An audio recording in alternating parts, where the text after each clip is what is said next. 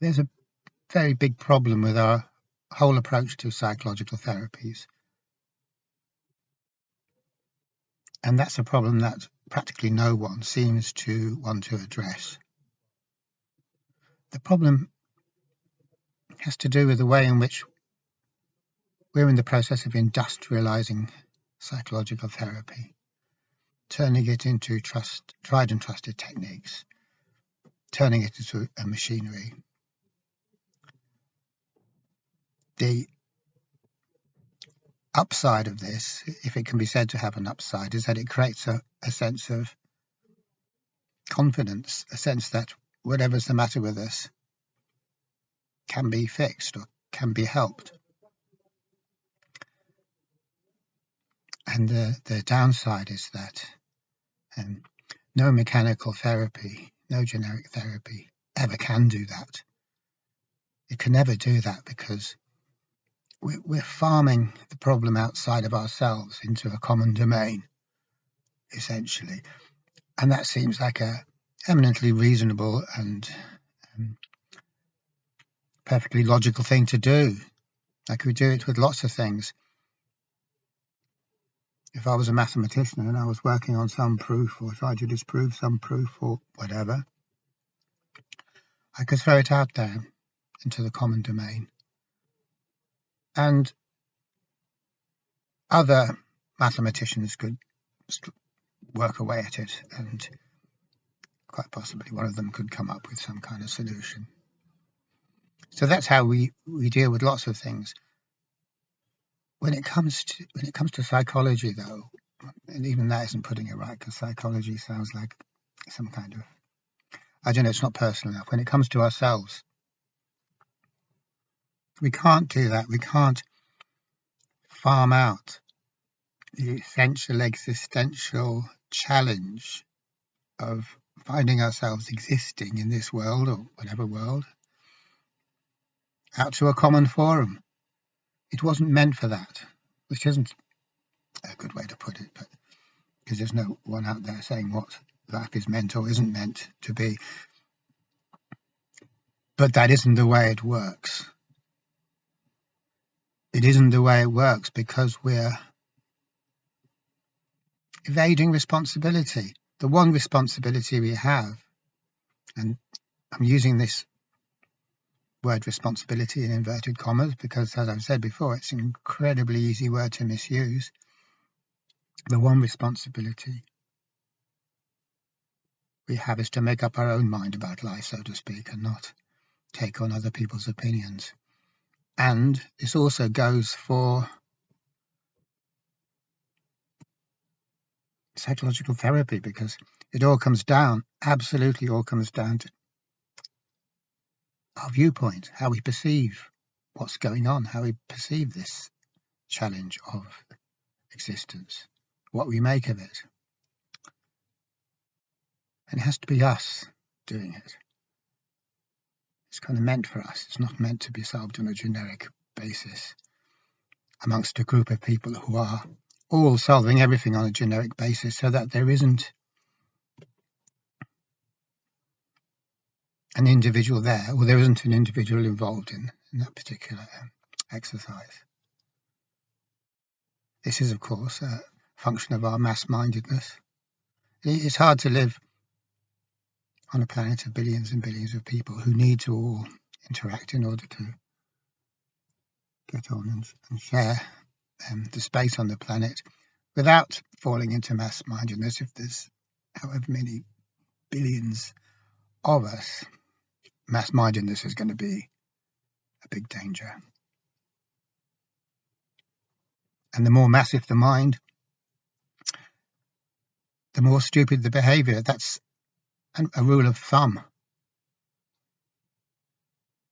The really big masses are incredibly stupid. Too stupid to exist, in fact.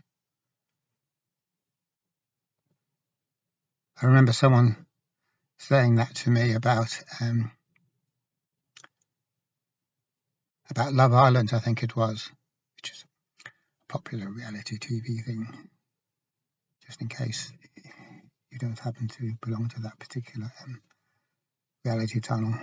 But where we watch those reality TV programs about people stuck on an island and doing stupid stuff. Anyway, this guy, he said to me, he watches it because his sister watches it and he shares the room. And he said, well, these people, they're too stupid to exist. There's something fundamentally perplexing about it.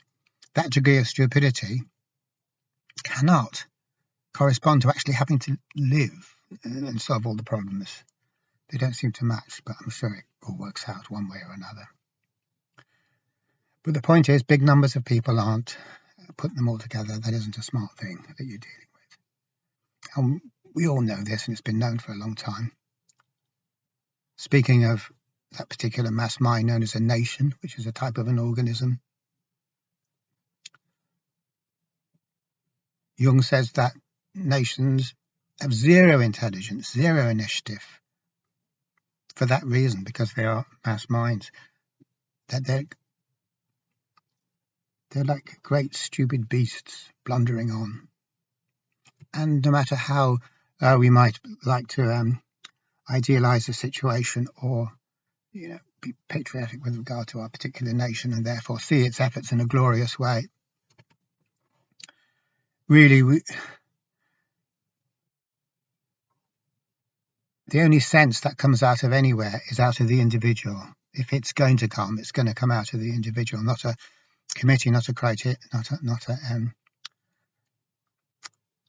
an agreed upon framework of knowledge or anything like that. We absolutely miss the points in such a big way if we think the shared world that we create, that we collude in creating, has anything interesting in it, because it doesn't. It's a totally sterile game. And it's a totally sterile game that we're kind of restricted to or bounded to. We can't say anything else because we're intimidated by it. We'll be laughed at. When we are part of the consensus reality, then we are subject to abuse. It's an abusive relationship. The mass mind always abuses us. It mocks us and scorns us and tries to get us to be afraid and whatever else it can do, rather than let us think for ourselves. And if that is an abuse, I don't know what is abuse, because that pretty much is abuse, isn't it? Like, we're all into abusive relationships, which is good. It's good to have consciousness about how our relationships with other people are not at all advantageous to us, helpful to us, supportive to us, but actually that we're just there to be used for someone else's fun or kicks or whatever. But we aren't aware of the key abusive relationship between ourselves and society. Society operates by annihilating every last trace of individuality, says Jung.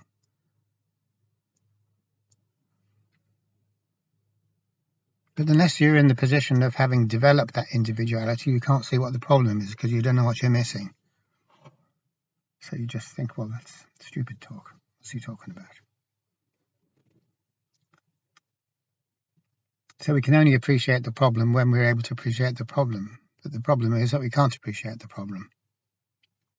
But that's no excuse, because the problem's still going to come and haunt us. Anyway.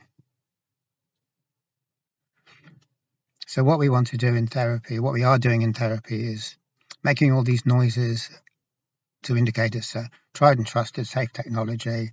In other words, hand over the money and we'll sort you out. And that's what it all comes down to, commodification of generic techniques for the sake of making money. Now, if we imagine there's some other motivation there, I'm afraid we're probably deluding ourselves. We've probably got our rose-tinted sunglasses on, because the structure of our particular culture is that nobody does anything without monetary gain. It's done for money. That's the pure advantage of living in a capitalist world. You can't have it both ways. You can't have the pure advantage of living in a capitalist world and at the same time have sincerity or genuineness. It's not going to work. You really can't have it both ways. We can't have it both ways. So there's this implication, more than an implication. It's a very, very strong implication that scientists have discovered, experts have shown, whatever crap. And that lulls us into a sense of sleep. But also we want to be lulled into a sense of sleep because we want to hope that someone else can sort our problems out for us, really, and we don't have to do any serious thinking about it. Though that's not quite right to say. It's not really. I don't really mean thinking as in chewing ourselves up with thought, which is what we all do, actually. We all do a lot of serious thinking in that way. I just mean serious reflecting, I suppose, and it's not even necessarily serious because serious is possibly the wrong word, but fearless reflecting would be a better way. It's fearless. That's the thing, really. That would help us. Fearless reflection. So, although this isn't to say that there isn't any sense in any of our psychological therapies, what it is to say is we're completely undervaluing the role of the individual and overvaluing these procedures or these methods or these generic ways of thinking about things. To such an extent that it absolutely stunts our growth as individuals. An individual can only grow when they do everything themselves autonomously and learn by their mistakes. Not if it's a mistake, then you learn from it. Maybe it's not a mistake, but whatever you want to call it. We have to do our own shit, basically, and not listen to experts, not listen to self-appointed people who will guide us. This isn't just in psychological therapy, it's in spirituality, religion and everything. People will come out of nowhere to try and guide us.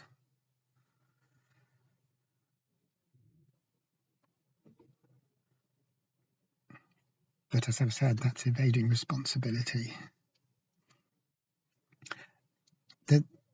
The crux of the matter that I'm trying to grasp is that throughout the millennia of human existence, the big existential problems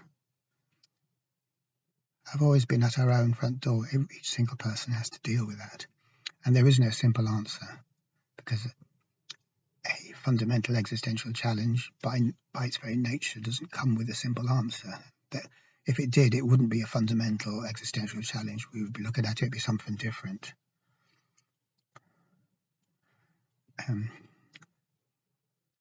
Very obviously. So human beings have applied themselves to this. And there is a record of this is our greatest challenge as human beings, and we have risen to the occasion, or not risen, as the case may be. But what we've done recently is dumb everything down so much that there is no longer a sense that we are responding to a core existential challenge, the challenge of existence, which nobody knows anything about. Nobody can say why it happens or what it should or should not be about.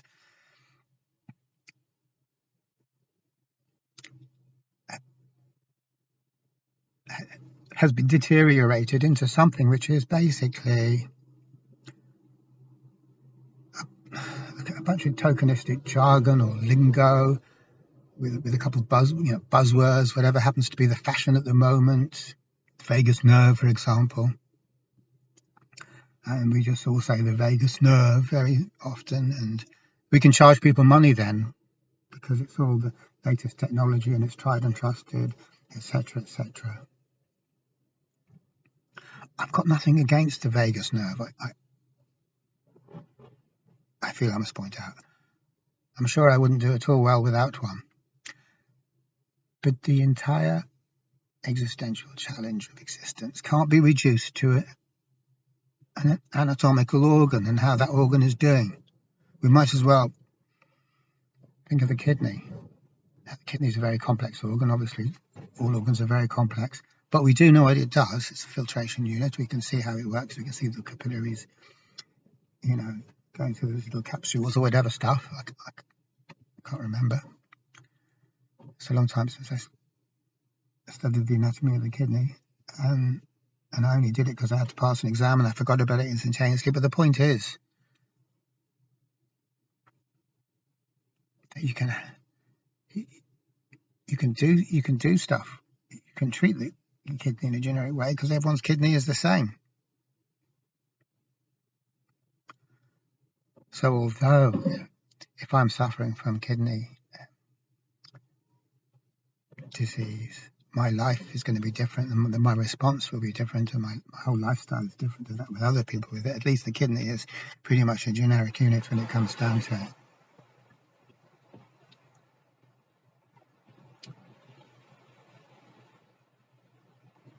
But we're not talking about an organ here. The essence of who we are isn't an organ. It has no defined features. Now, we'd like to think it does have defined features, that we can put it into some kind of a box. That's only because we love putting things in boxes because we're kind of frightened if we can't and we don't know what to do or where to go or where to start. But the essence of who we are is not an organ. It doesn't perform a function. What the hell kind of a function would it perform? It partakes in the existential nature of reality itself. It's a different ball game. It's got nothing to do with organic existence on this planet. This is who we are in our essence is the same as what the universe is in our essence. So really we're talking metaphysics, and we're talking philosophy, and we're talking about coming out of the box. Now, no matter how much we tend to the vagus nerve, and I'm not saying that can't help, I'm just saying it can't be reduced to toning the vagus nerve no matter what it is. The whole thing cannot be reduced. It's never possible to sidestep intense emotional pain and distress by doing something to the organ, to some organ or other, and making it better. It doesn't even make sense to think that you could do. It's reductionism of a particular severe nature. Everything will be better if we just, whatever. Anyway, at the risk of going on about that too much. Just to say that although it might be helpful, it probably is helpful to be aware of the vagus nerve and, what chills it out and what doesn't chill it out. We mustn't allow that provisional bit of usefulness, and it's not even essential because you don't need to know that the damn thing exists in order to be well, to be who you are, to be autonomous. You don't need to have information. It's not about information or anatomical knowledge or anything like that. It's just that we get hypnotized into thinking, oh, this is just a thing that can be fixed by doing the other thing, and then we go into this somnambulistic state which we want to go into because it gives us comfort of thinking that this isn't a core existential challenge at all. It's just a technical difficulty that can be sorted out. So really psychological therapy has been, I think it's fair to say that 100 years ago maybe or more, it started where psychology and psychological therapy started off from. They were up there rubbing shoulders with philosophy and mysticism and metaphysics. They were up there, they were out there. It hadn't been degraded into some mere system of techniques, some mere crappy technology, and not even a technology that works, actually. It's a technology that works only in the sense that it provides us with comfort because we like technology, because of the implications are that someone somewhere knows how to fix it, or some expert somewhere has shown something, or some scientist somewhere has discovered something.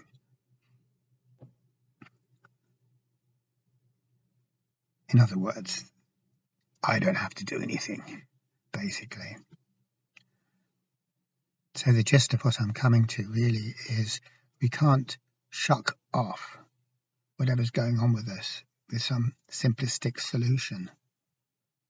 And if anyone tries to tell us that we can, which they will try to tell us that we can because they want to make money out of us, usually is the usual reason, we should beware of them because they're not truth speakers. They're not fonts of wisdom. It's just what goes on in the world. People trying to trick us.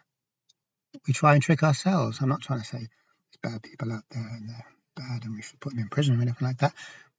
Then you put every single human being on the planet in prison because that's what we are. We're tricksters. We trick each other, we trick ourselves, and we do the same thing at the same time, both ourselves and others, and we can't tell the difference most of the time. And the reason for that is simply fear. Fear will do that. Fear will make us dumb ourselves down so that we can be in the position where, hypnotized position where we can believe in easy answers. And then the good feeling comes from that. Even if I'm still suffering, I still get a kind of a good feeling in the sense that I can contextualize my pain and say it's a this or it's a that, which we like to do. We want it to be generic, not unique to me. I don't want it to be unique to me. I don't want to be uniquely like this, because how can there possibly be any solution? No matter what might work for other people, because they've all got this thing, whatever it is, this generic thing that's been labelled. What's wrong with me is totally unique, which kind of means it's like, is me, kind of. And so obviously no one's worked that out, because how would they have worked out what the solution is? So I don't want that. It's a frightening feeling. I'd much rather say, oh, I've got this, or I've got that, or I've been diagnosed with this or that. Understandably, perfectly understandably, because this is fear we're talking about. It's a very, very overwhelming thing. But oddly, we can only start doing genuine psychological work, which is the other thing apart from shirking. So we have shirking, or shucking off responsibility. Again, I don't mean responsibility in the sense of hitting someone over the head with a hammer. I just mean responsibility in the sense that if we don't deal with it, it'll still be there for us the next day to deal with it. Not say we have to deal with it, because we can keep on putting it off, and we do, but it'll be there the next day because at some point it's not the type of a thing that if we ignore it or put it off, it's going to go away. It's not that type of thing. It's the type of thing that if we ignore it or don't deal with it, it'll be there patiently forever and ever and ever until things change. So that's the kind of way which I mean responsibility. We have a responsibility for it because it's never going to go until we look at it. And so this is our responsibility to realize that my situation is totally unique to me, and it's no good trying to farm it out. It's no good trying to look outside of me. Okay, thanks for watching.